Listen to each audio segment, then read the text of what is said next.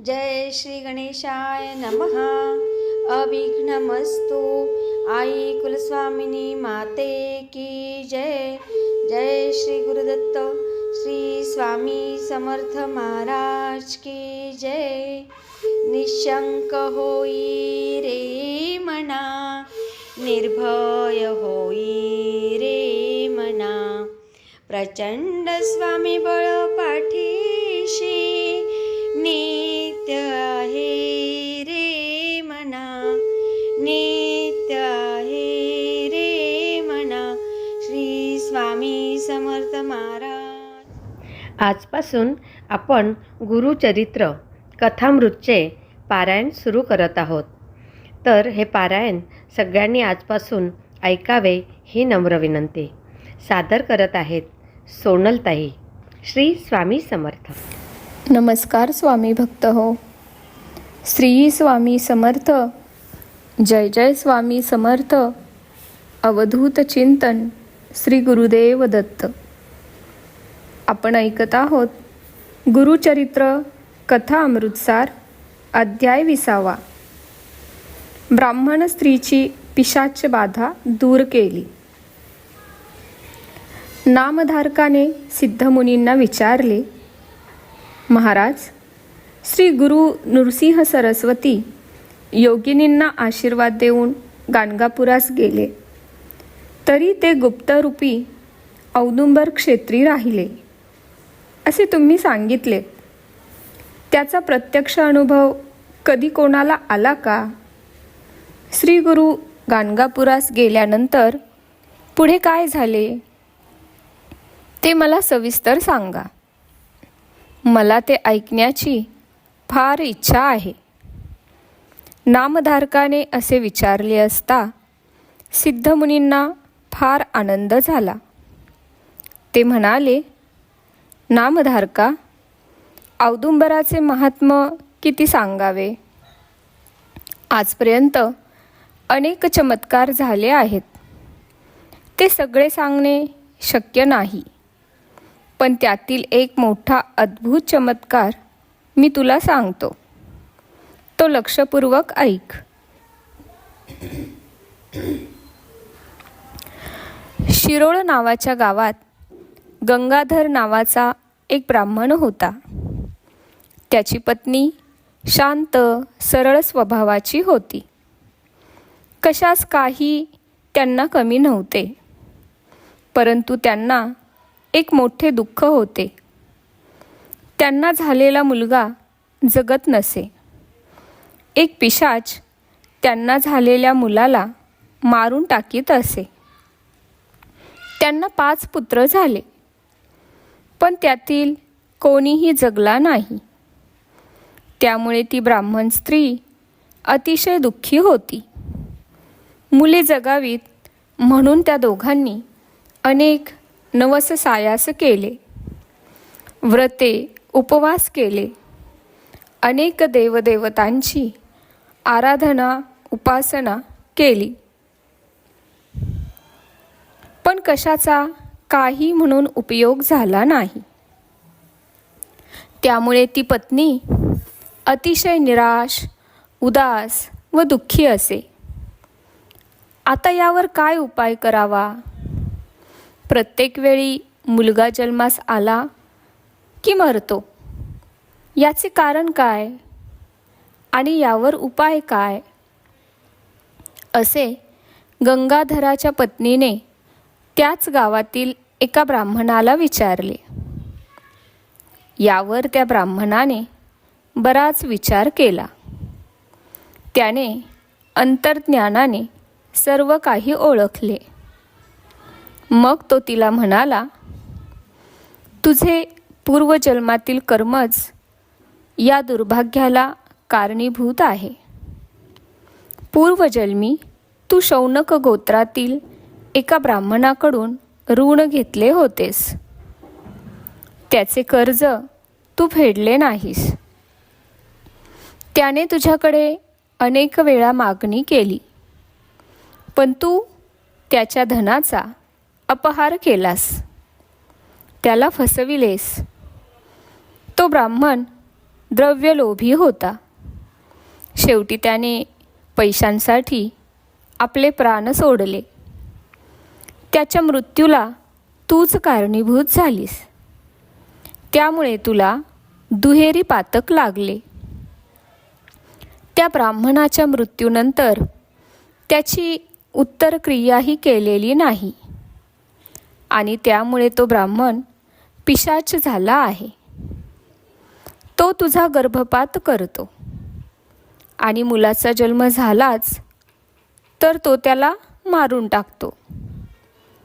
यातून सुटण्याचा एकच मार्ग आहे.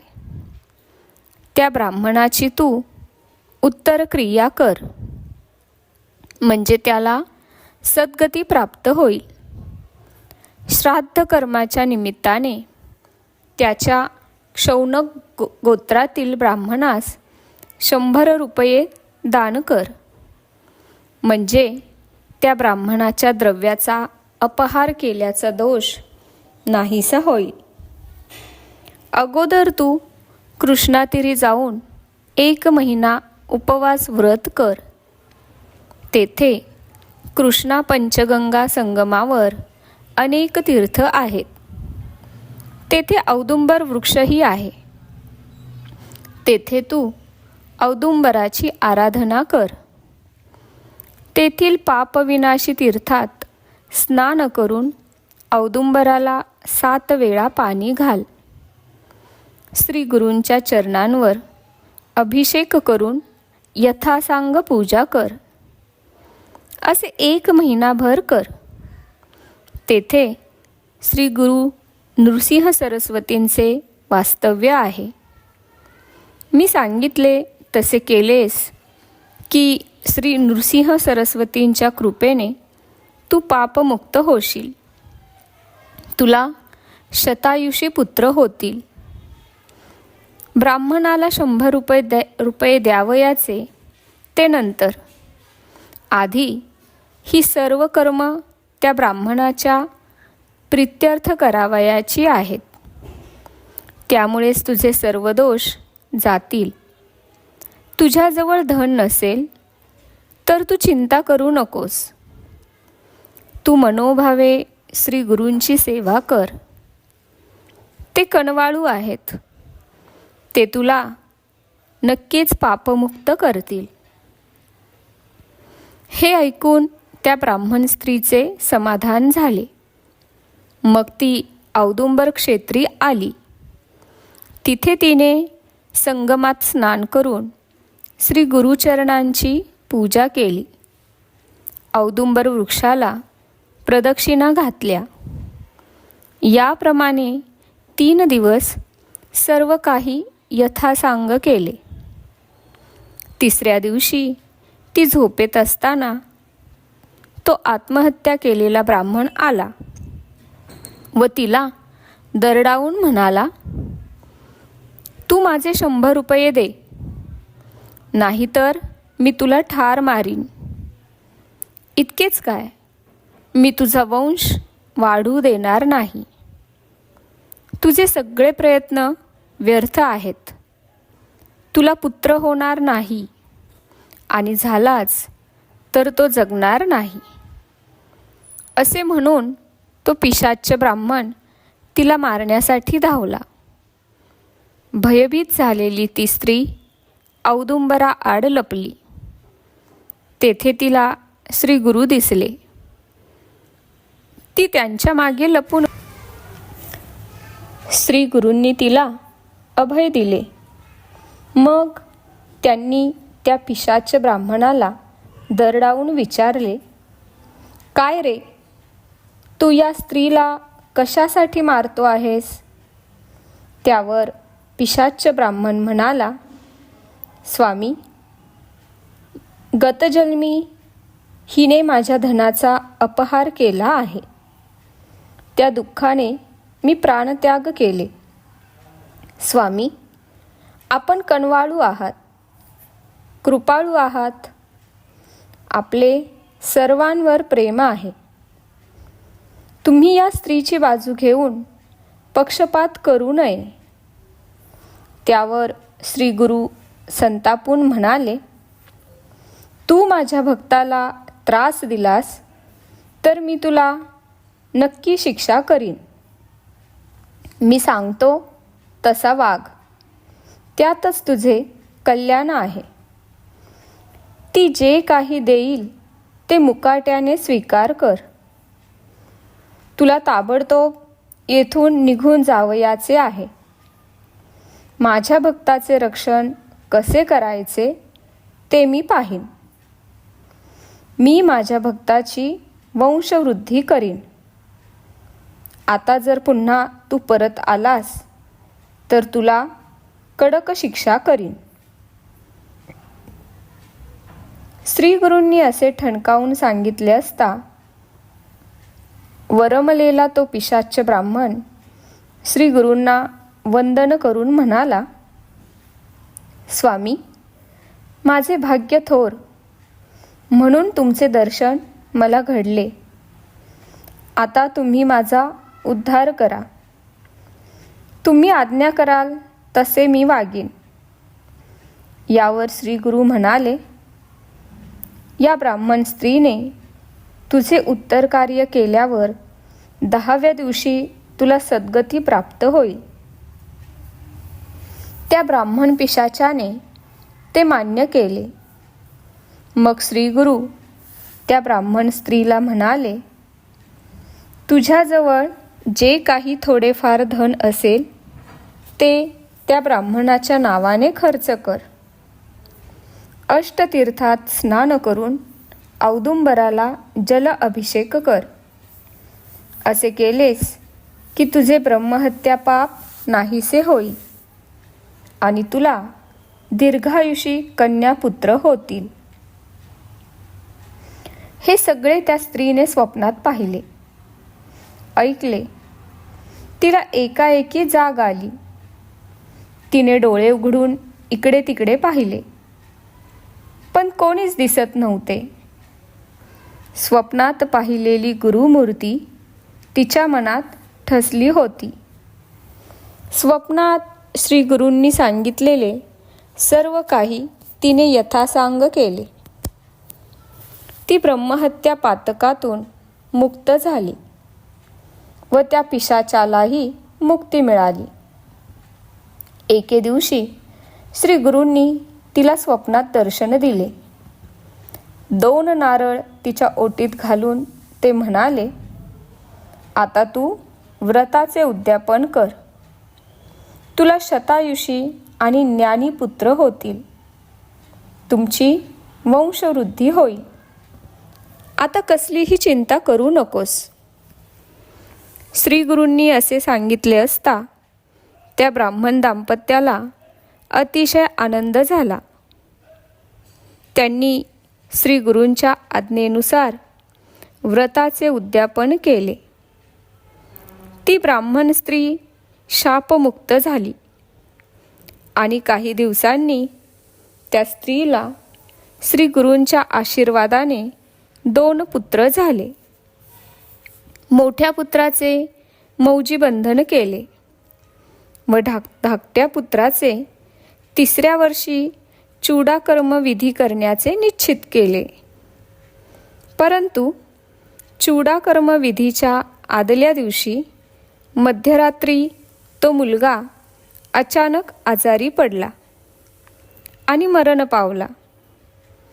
आई वडिलांना अतिशय दुःख झाले. मुलाचे प्रेत मांडीवर घेऊन ती ब्राह्मण स्त्री मोठ्याने रडू लागली. नात्यागोत्यातील सर्व लोक जमले. सर्वांनी परोपरीने तिची समजूत घालण्याचा प्रयत्न केला, पण त्याचा काहीही उपयोग झाला नाही. लोक म्हणाले, जे विधिलिखित असते ते टळत नाही. देवांनाही मरण टळले नाही.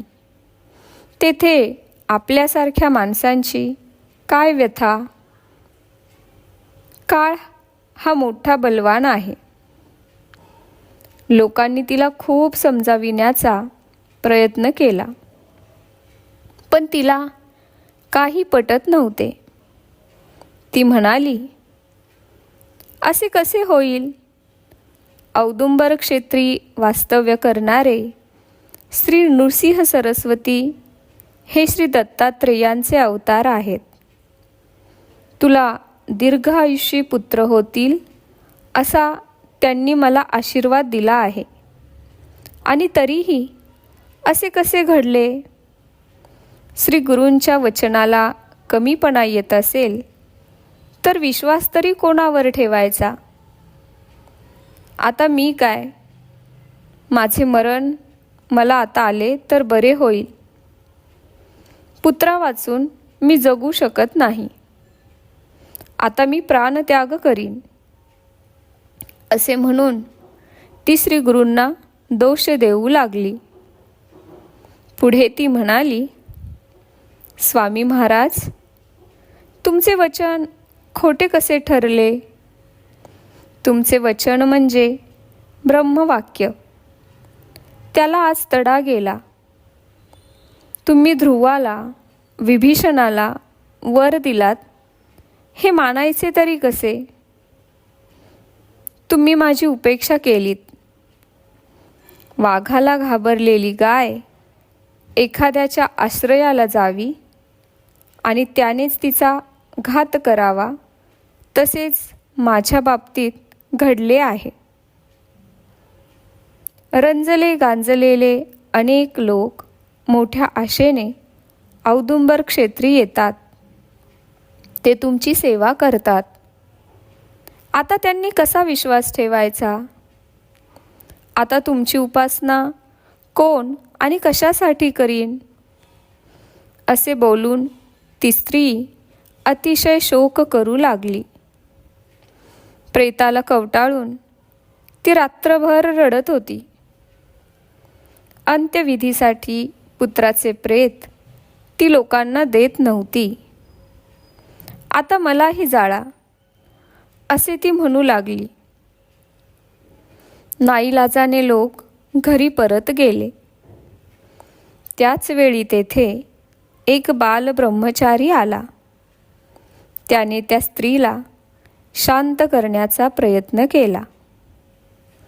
इतकी कथा सांगून सिद्धमुनी नामधारकाला म्हणाले, नामधारका, तो बालब्रह्मचारी म्हणजे मनुष्यवेश धारण केलेले श्री गुरु नृसिंह सरस्वतीच होते. त्यांनी त्या स्त्रीला शांत करण्यासाठी जो उपदेश केला तो मी तुला आता सांगतो. ग्रंथकार सरस्वती गंगाधर सांगतात, हे श्री गुरुचरित्र भक्तिभावाने श्रवण पठण करणारा मनुष्य शतायुषी होईल.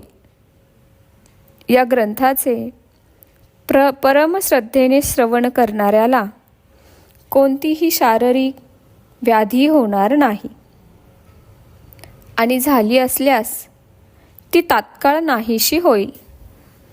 हे माझे शब्द त्रिकाल सत्य माना.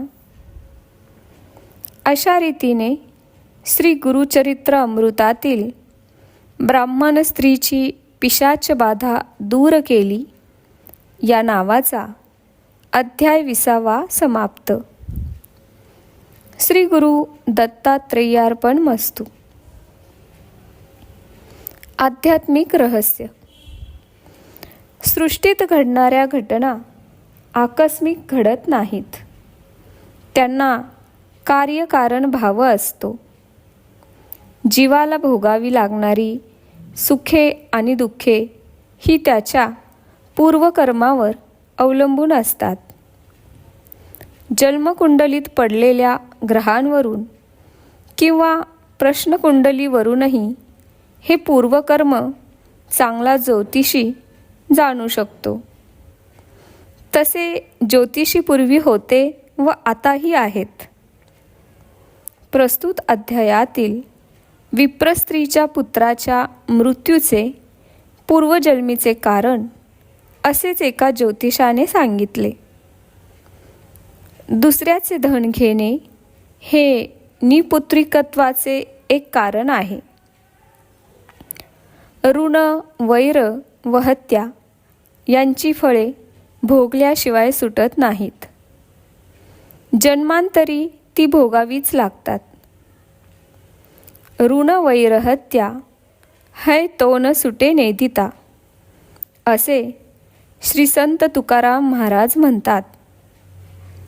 कर्मभूमीचे कायदे कठोर असतात.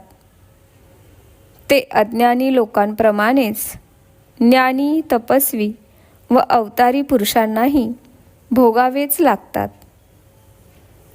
त्या स्त्रीने मागल्या जन्मी शौनक गोत्राच्या एका ब्राह्मणाचे 100 रुपये कर्ज घेतले व ते दिले नाही. तो माणूस द्रव्यलोभी होता. तो पैशाचाच विचार करीत आत्महत्या करून मेला. तो पिशाच्च झाला व तिला छळू लागला. दुर्लभ नरदेहाची योग्यता त्याने जाणली नव्हती. त्या स्त्रीने मुद्दाम त्याचे पैसे दिले नाहीत की त्याच्याच पूर्वकर्मामुळे तिला द्रव्याची अनुकूलता न लाभून त्याचे पैसे बुडाले, हे त्या देवालाच ठाऊक. ऋणकोला पैसे फेडण्याची अनुकूलता किंवा प्रतिकूलता ही धनकोच्या प्रारब्धावरही अवलंबून असते. कित्येक धनको द्रव्यलोभ म्हणजेच जास्त व्याजाने, लोभाने पैसे कर्जाऊ देतात व कायदेशीर खतपत्र लिहून घेतात. कित्येक धनको अडलेल्यांचे काम व्हावे म्हणून परोपकारी बुद्धीने पैसे देतात. काही धनको ऋणकोची मालमत्ता घशात घालण्याच्या दुष्ट इच्छेनेही कर्ज देतात.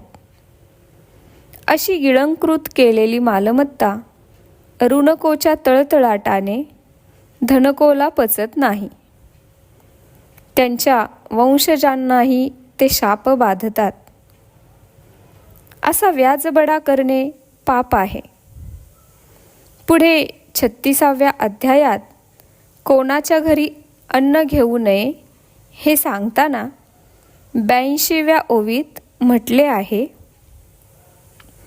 ऋण देऊन एखाद्यासी उपकार दावी परियेसी, द्रव्यसाची कलत्रेसी तया घरी जेवू नये. अर्थात व्याजाने कर्ज देऊन जो द्रव्यसंचय करतो त्याच्या घरी धर्मज्ञ सुज्ञ माणसाने जेवू नये, कारण त्याचे पाप जेवणाऱ्यालाही लागते. कित्येक सात्विक धनको असे असतात की ऋणकोला दिलेले द्रव्य सुरक्षित परत आले तर संतोषच आहे, पण एखाद्या वेळी ते बुडाले तर आपल्या मागच्या जन्मीचे देणे होते ते त्याला पोहोचले असे म्हणून स्वस्थ बसतात व कधी ऋणकोची वाईट स्थिती पाहून त्याला ते माफ करून टाकतात. पण असे सज्जन धनको थोडेच असतात. धनकोच्या द्रव्यातही पुण्यद्रव्य व पापद्रव्य म्हणून भेद असतोच. नीतीने मिळविलेले द्रव्य असेल तर ते ऋणकोला लाभदायक व धार्जिने ठरते आणि त्या द्रव्याची फेड लवकर होते. या उलट धनकोचे पापद्रव्य असेल, अनीतीने मिळविलेले असेल तर त्याने ऋणकोचे हित न होता अहितच होण्याची शक्यता असते. यासाठी व्यापारासाठी असो किंवा प्रापंचिक अडचणी असोत, ऋण काढताना फार विचार करावा. ते घेतल्यानंतर ऋणकोने ते लवकरात लवकर फेडण्याचा निश्चयही करावा. तसा प्रयत्नही करावा, नाहीतर दुष्कीर्ती होते. धनकोचे मन दुखावले जाते, त्याचे शाप लागतात व अपकर्षास ते सर्व काही कारणीभूत ठरते. 1.5 रुपयासाठी पिशाच्य झालेल्याची एक गोष्ट श्री वासुदेवानंद सरस्वती यांच्या चरित्रात आहे. रंग अवधूत महाराज कृत श्री वासुदेव सप्तशती या ग्रंथात ती गोष्ट आहे. एका बाईचा 5 वर्षाचा मुलगा मेला. थोरला मुलगा वेडा झाला. तिचा नवराही भ्रमिष्ट झाला. ती बाई वासुदेवानंदांना शरण आली. त्यांनी तिला साधन सांगितले. तेव्हा तो पिशाच तिच्या स्वप्नात आला व म्हणाला, पूर्वजन्मी तू माझा 1.5 रुपया घेतला होतास, तो तू दिला नाहीस, म्हणून तुझी अशी दयनीय अवस्था झाली आहे. मनुष्याच्या ऋणाची अशी गोष्ट तर देवाचे ऋण म्हणजे देवत्व बुडविले तर विचारूच नये. सर्वस्व नाश होऊन कुळनाश झाल्याची अनेक उदाहरणेही आहेत. देवाचे पैसे बुडविणेच नव्हे तर वापरणेही पाप आहे व कर्माच्या कठोर कायद्याप्रमाणे त्याचे फळ भोगावेच लागते. याकरिता ऋण काढण्याचा प्रसंगच येऊ नये अशा सावधगिरीने व निश्चयाने वागले पाहिजे. कोणाचा क्रोध किती वेळ राहतो? उत्तमाचा क्षणभरी, कोपर आहे नाही उपरी. कोणी नाही कार्याकारण संतापाही. मध्यमाचा पाहे, 3 दिवस स्थिर राहे. कनिष्ठाचा मास, पर उपजे विवेक. अपमाचा मरणवरी, त्याग विशद न करी. रमावलम दास बरा, म्हणे पुरता विचार करा. या पलीकडचे लोक आहेत. त्यांचा राग ते मेल्यावरही राहतो. असे अधमाअधम कोटीतले ते लोक होत. या रागामुळे ते देहांतानंतर सूड उगविण्यास सर्पयोनीत किंवा पिशाच्य योनीत जातात. म्हणून सुज्ञ स्त्री पुरुषांनी नरदेहाला किंमत लक्षात देऊन नरकाला नेणारे रज तम हे गुण जिवंतपणीच जिंकले पाहिजेत. कामक्रोधाचे वेग जो मरणापूर्वीच आवरून जिंकू शकतो, सहन करून जिरवू शकतो, तोच योगी व सुखी होतो, असे भगवद्गीतेत म्हटले आहे. तेची ओळखावे पापी, निरयवासी शीघ्र कोपी, असे श्री संत तुकाराम महाराज म्हणतात. क्रोधांध माणसे गुरुजनांचा भयंकर अपमान करून बसतात आणि कुल शील अब्रू यांचीही ते पर्वा करीत नाहीत. ते साक्षात राक्षस दिसतात. क्रोधाग्नीने स्त्री पुरुष स्वतःलाच जाळून घेतात. क्रोधाने प्राण्यांचा, सर्व धातूंचा व आत्मतेजाचा भयंकर नाश होत असल्यामुळे इतरांपेक्षा स्वतःलाच अधिक सजा व इजा ते करून घेत असतात आणि प्रसंगी स्वतःची हत्याही ते करून घेतात. मग ते दुसऱ्यांची हत्या करतील यात काय संशय? वस्तुतः क्रोधी स्त्री पुरुष हे स्वतःची हत्या दररोज करीत असतात. अशा आत्मघातक्यांना कधीतरी आत्मसाक्षात्कार होणे शक्य आहे का? दया, क्षमा, शांती तेथे देवाची वस्ती, ही श्री संत तुकारामांची उक्ती प्रसिद्ध आहे. साधू संतांनाही कोप येतो, पण तो क्षणिक असतो. कोपेविन कामा नाही, कार्यकारण संतापाही. हे श्री रमावल्लभ दासांचे वचन वर दिले आहे. मोठमोठ्या तपस्वी लोकांना राग येतो, मग आम्हाला आल्याशिवाय तो कसा राहील, असे साधकांनी न म्हणता अशा मोठ्या लोकाया गती तर आम्ही किती सावध राहिले पाहिजे असे म्हटले पाहिजे. क्रोधावरच क्रोध करून क्षमा व शांती यांचा अभ्यास करणेच साधकाचे कर्तव्य आहे. क्रोधाचे दुष्परिणाम वर सांगितलेलेच आहेत. अनुस्मरण करावे म्हणजे अभ्यास साध्य होईल. गृहस्थ आश्रमात ही काम जिंकण्याकरिता व मुले ही क्रोध जिंकण्याकरिता दिलेली असतात. बहुत सुकृताने नरदेह मिळत असतो. तो नराचा नारायण करावा याकरिता देवाने दिलेला असतो.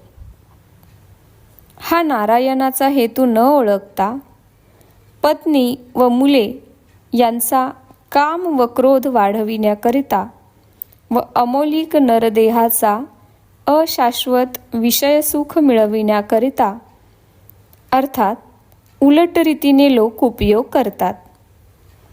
हा मूढपणा आहे. 20व्या अध्यायातील विप्रस्त्रीचा श्री गुरुवचनावरील दृढ विश्वास आणि त्यामुळे श्री गुरूंनी केलेला संबंधाचा प्रतिकार लक्षात घेता दृढ निश्चयाचे फळ कसे असते व भगवंताचे भक्त वात्सल्य व भक्त पक्षपातपणा कसा असतो हे अगदी उघड दिसून येते.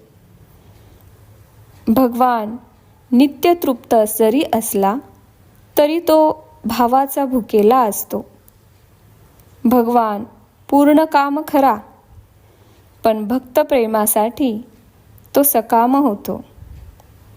भक्त सकाम भक्ती करू लागला तरी भगवान त्याची कामना पूर्ण करून त्याला मोक्ष देऊ शकतात. विप्रस्त्रीचा पुत्रशोक दूर करण्यासाठी तिला ब्रह्मज्ञानाचा उपदेश करावा, जीविताची क्षणभंगुरता पटवावी, मायापाशातून तिची सुटका करावी. या संसारात गुरुफटून दुःख भोगणाऱ्या तिला विवेक व विरक्ती सांगून मोक्ष मार्गाला लावावे. या हेतूने श्री गुरूंनी तिला आत्मज्ञान उपदेशही केला. मुलाच्या नश्वर मृतदेहाला कवटाळून बसण्याएवढी तिची पुत्रावरील आसक्ती हा एक पैलू होय. आणि तुझा मुलगा पूर्ण आयुष्य होईल असा वर देणाऱ्या श्री नृसिंह सरस्वतींचे वचन जर खोटे ठरले तर माझी सारी भक्ती, तपश्चर्या आणि सिद्धत्व यांना काय अर्थ राहील, हा दुसरा पैलू होय. तिने विचारलेले प्रश्न जरी तिच्या दुःखाच्या संदर्भात असले तरीही सार्वकालिक आहेत.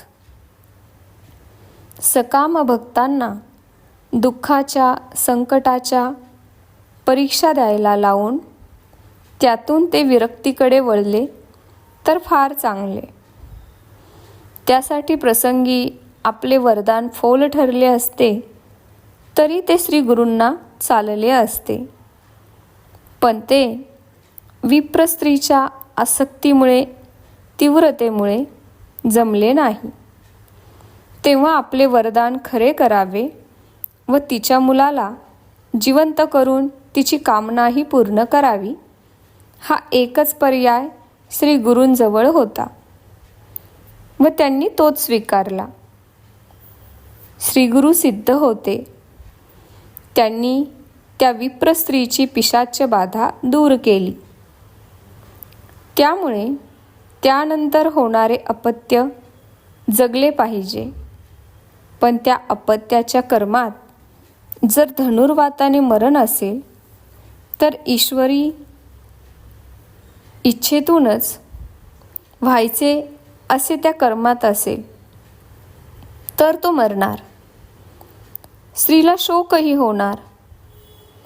कर्म कठोर कसोटी घेणारे आणि पराकोटीची निराशा झाली तर श्री गुरुपादुकांवर डोके आपटून जाब मागणाऱ्या तामसी गुण ही प्रेमापोटी जी संचारलेल्या त्या स्त्रीला श्री गुरु तिचा पुत्र जिवंत करूनच ताळ्यावर आणणार. हे क्रमप्राप्त आहे. या घटनात विविध माणसांच्या कर्माचे धागेदोरे इतके गुंतागुंतीचे असतात की कर्मणो गहना गती हेच खरे. अध्याय 20 व 21 रहस्य समाप्त. अशा प्रकारे हा अध्याय इथे समाप्त झाला आहे. श्री स्वामी समर्थ. जय जय स्वामी समर्थ. अवधूत चिंतन श्री गुरुदेव दत्त. धन्यवाद. श्री स्वामी समर्थ.